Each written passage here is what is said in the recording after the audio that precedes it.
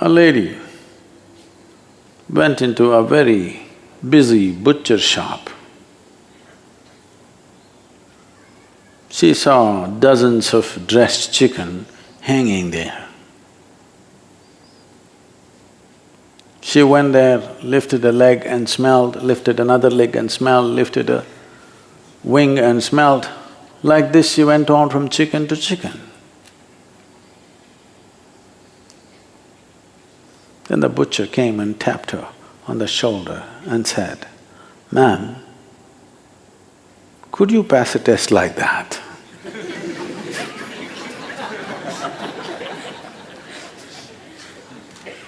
You won't.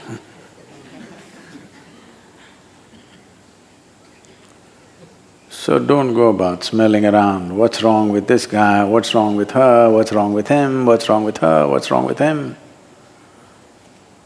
All of them stink a bit. Yes, every tree, every plant, in some way rooted in filth. But the question is only, does it throw out a fragrant blossom? That's all the question is. If the roots are bloody clean, it will not throw out anything wonderful. Are we in the process of transformation? Because this is the nature of life. Are we a continuous process of transformation? Because everything is. Everything else on the planet is in the process of transformation. Are you a process of transformation? That's a big question. If you are a big yes to this one question, nothing else matters. If you are a stagnant pool, getting entangled in this and that every day, and finding devious reasons as to why you're entangled, then you're a hopeless case. You are a waste of time on this planet. When I say waste of time, I'm saying a wasted life because your life is just time. Some other creature could have lived. A grasshopper would have hopped around with more joy than a devious human being. Yes or no? We could make 1,000,000 grasshoppers or butterflies out of you for the same body weight. Yes or no? If you're not capable of something better than every other creature, we have no business because we are a bloody expensive life. Yes or no? We are a very expensive life, expensive in every way. To eat, sleep, to walk, how many arrangements we need? Yes or no? From footwear to clothes to buildings to… how many arrangements? I don't see a kitchen anywhere in the forest, but they're all well fed.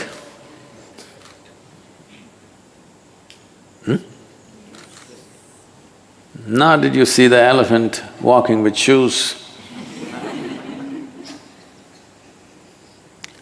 Very expensive life. For so much expense, this must do something better than every other creature can do.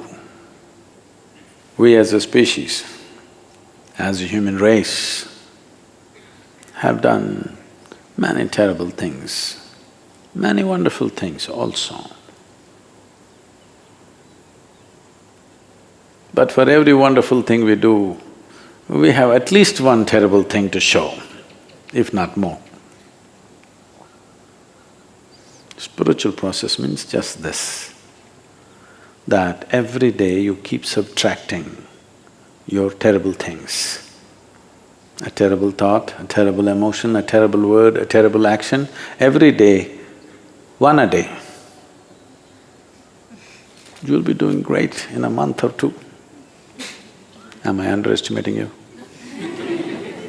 That I believe you have only 30 terrible things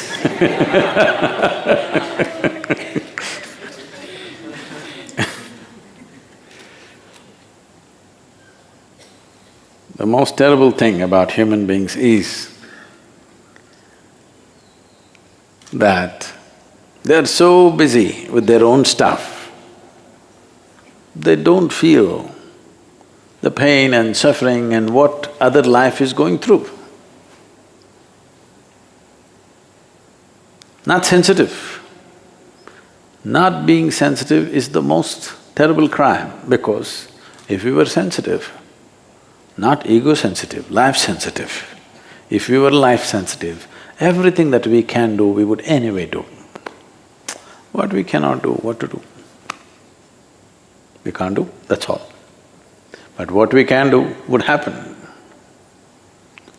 A Sudanese man, you know Sudan? There are two, you know.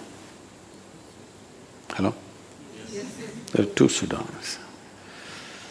The Sudanese people, it is said, I'm not an expert on this, it is said most of the Sudanese people are of Indian origin. They still eat dosa. They have very similar culture, they look very much like Indians, mixed up with North African population, but they've gone there a few millennia ago. So a Sudanese man went to Morocco, to a camel market in Marrakesh, a very famous camel market. There's one in Rajasthan in Pushkar. So, he went to sell his camel. Then he found all the camels that were in the market were much bigger than his camel. So he looked around, every camel was bigger than his. Then he asked the Berber man, Berber is a tribe, the word barbarian comes from this tribe. The Berber man who was sitting with his large camels, he asked, how come your camels are so big and mine barely half the size? He said, it's very simple. I see your camel, it's not castrated. If you castrate your camel, it'll grow big. He asked, how do I do this? He said, it's very simple. Take 2 bricks and smash the testicles of the camel, and after that it'll grow very big. Won't it hurt? He asked. He said, not at all, I'll show you. And he brought one camel, took 2 bricks and smashed it. The camel screamed in pain and ran. This Sudanese guy asked, but you said it won't hurt. Well, it only hurts if you get your finger between the bricks.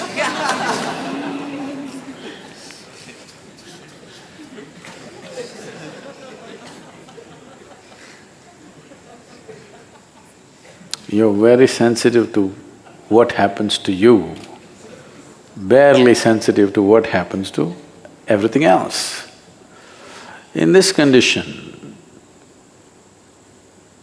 the most wonderful nature of the human being will not find expression. You have to become sensitive. You must understand the tree, the flower, the birds, and all creatures are very sensitive to everything that's happening around them. They won't go and hurt anything unless they need to eat. Yes? Unless it's their food. They never went about simply killing. Because they're very sensitive to life. Not in the way you understand, not as an emotion, but simply sensitive to life. Never did this tree branch come down and knock any of you down during a darshan. Be careful. Either it's for food or in self-defense, otherwise no animal is simply going on. So human beings have to show little evolution, you know. We have to show little evolution, little more evolution than the other creatures which are on the force. At least like our nearest of the, you know, our nearest relatives. At least that much. Yes, I know. In the world there is competition for resource, there is competition for everything. And some friction will happen here and there. I am not innocent of those things. But I want you to at least eliminate the friction that happens within you, though you have nothing to gain. Is it happening or no? Simply, you smelling every chicken, but you yourself won't pass the test.